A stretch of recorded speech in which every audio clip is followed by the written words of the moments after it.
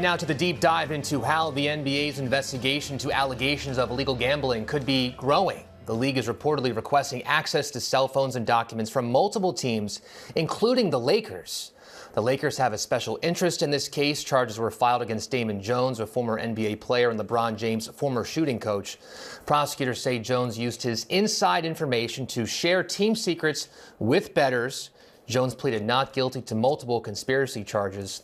The NBA's expanded investigation also follows federal charges filed against Terry Rozier, a player, and coach Chauncey Billups. Both have denied the allegations against them. So for more, let's bring in ESPN sports betting reporter David Purdum. So David, thanks for joining us. What do you make of the reports where the NBA is now asking for more cell phones?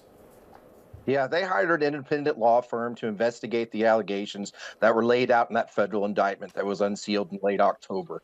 My understanding is that asking for cell phones and to preserve records is kind of standard protocol in these types of investigations. So I think the NBA is just going through its process and trying to stay ahead, make sure there's no more surprises. So with the investigation expanding, is it possible we see more indictments? Oh, absolutely. It's certainly possible to see more indictments, more names could be revealed.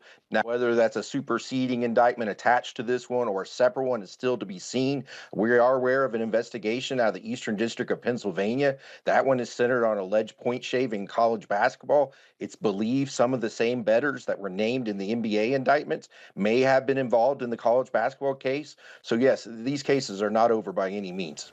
You've covered sports betting for more than a decade. Do you think these charges impact the way we look at professional sports?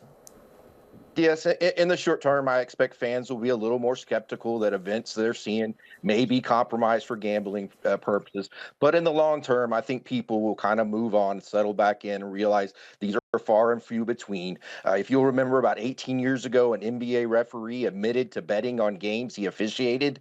In terms of a betting scandal, it really doesn't get much worse than that. And here we are a couple decades later, and the value of NBA franchises are at an all-time high, and basketball remains extremely popular in the U.S. And then what about the sports betting industry? Do you think this case will put a stain on that industry?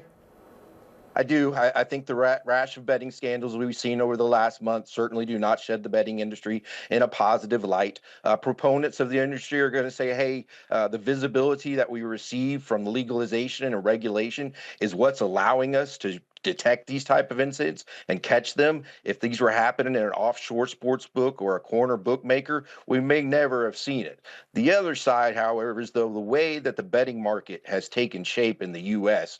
with these big menus, very expansive, where you can bet on every player and almost every statistic. There's some things people believe that is almost creating incentive to try to compromise things like that, bet types that are vulnerable with big limits. So there's a little bit of positive, little bit of negative with this legalization, and I think that's something the industry wants to figure out. I mean, these alleged mob ties have really captured people's attention. Were you surprised by seeing the mob possibly involved here?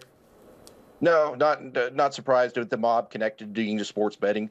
Organized crime is always kind of trafficked in the sports betting world. I am, however, super surprised to see that these well-paid athletes are getting wrapped up in these schemes. Now, that's pretty stunning to me that they'd risk their career to allegedly participate in a gambling scheme. David Purdum from ESPN. Thank you. Appreciate it.